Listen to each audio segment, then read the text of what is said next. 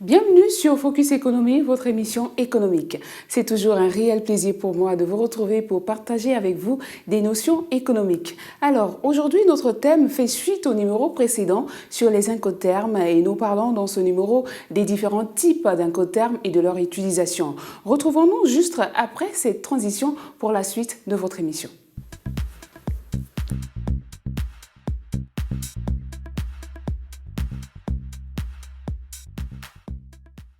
De retour sur le plateau de votre émission Focus Économie.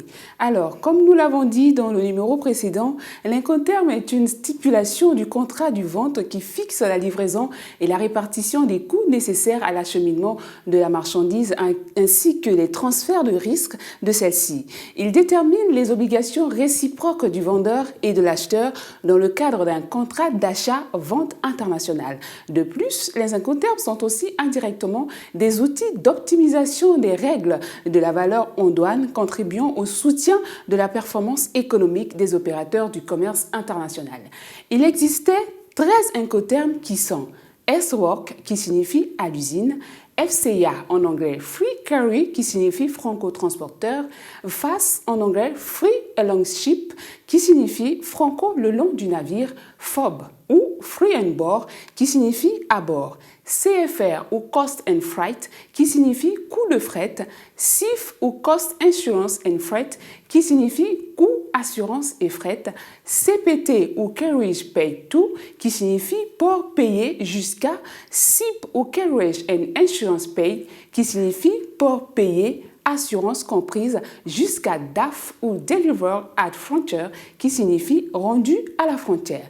DES ou Deliver at Ship qui signifie livrer à bord du navire, DEC ou Deliver ex quai qui signifie livrer au quai, DDU ou Deliver Duty Unpaid qui signifie rendu droit non acquitté, DDP ou Deliver Duty Paid qui signifie livrer dédouané.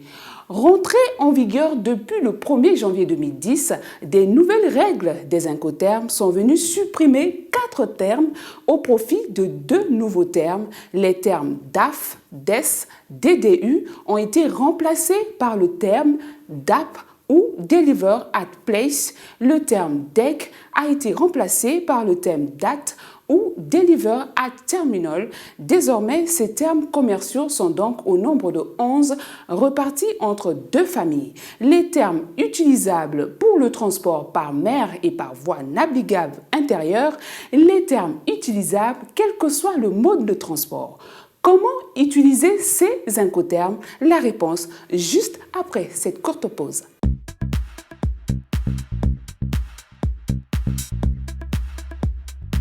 Commençons par le FAS ou encore Free Alongside Ship. Le vendeur règle les frais de transport jusqu'au port d'embarquement et effectue les formalités d'exportation, acquitte les frais, droits et taxes liés à ces formalités. La marchandise est livrée le long du navire dans le port d'embarquement. Cette livraison marque le transfert de risques et de frais. Le FOB ou Free on Board, la marchandise est livrée sur le navire désigné par l'acheteur. Au terme des règles 2010, la notion de passage de bastingage qui matérialisait jusqu'alors le transfert de risque a disparu. Désormais, le transfert de risque et de frais s'opère quand la marchandise a été livrée sur le navire. Le CFR ou Cost and Freight, le transfert de risque s'opère lorsque les marchandises sont livrées à bord du bateau dans le port d'embarquement. Le vendeur assume de plus les frais de transport jusqu'au port de destination et les frais de chargement. Il effectue les formalités d'export et paye les droits et taxes liés. L'acheteur endosse les frais à partir de l'arrivée des marchandises au port de destination, effectue les formalités à l'import et acquitte les droits et taxes liés. Le CIF ou Cost Insurance and Freight, même mécanisme que le CFR. Les incoterms utilisables pour tous les types de transport. Le S-Work, la marchandise est disponible dans les locaux du vendeur à une date fixée. L'acheteur organise et paye le transport. Il supporte aussi les risques jusqu'à la destination finale des marchandises.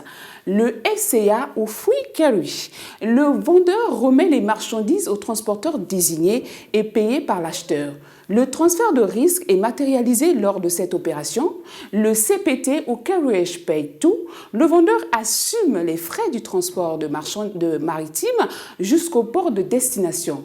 Le transfert de risque est établi lorsque les marchandises sont mises à la disposition du premier transporteur. Ainsi, les frais d'assurance sont à la charge de l'acheteur. Le CIP ou Carriage and Insurance Pay To, les conditions sont les mêmes que pour le CPT. Le DDP ou Deliver Duty Paid, les marchandises sont livrées au lieu de destination prêtes à être déchargées alors que le vendeur a effectué le dédouanement à l'export et à l'import et a acquitté les droits et taxes liées à ces opérations. En principe, l'acheteur endosse les frais de déchargement sauf si le contrat stipule que ce déchargement est à la charge du vendeur. La version 2000 du terme DDP prévoyait que l'acheteur prenait en charge toutes les inspections à l'exception des opérations diligentées par les autorités du pays d'exportation. C'est ainsi que prend fin votre émission Focus Économie. Nous espérons vous avoir servi. Mais avant de vous quitter, un clin d'œil à tous les fidèles de Focus Économie. Et n'oubliez pas de nous écrire sur la page Facebook de l'émission en tapant Canal 7-Focus Économie. À très bientôt pour un nouveau numéro de votre émission, notre émission Focus Économie. Au revoir.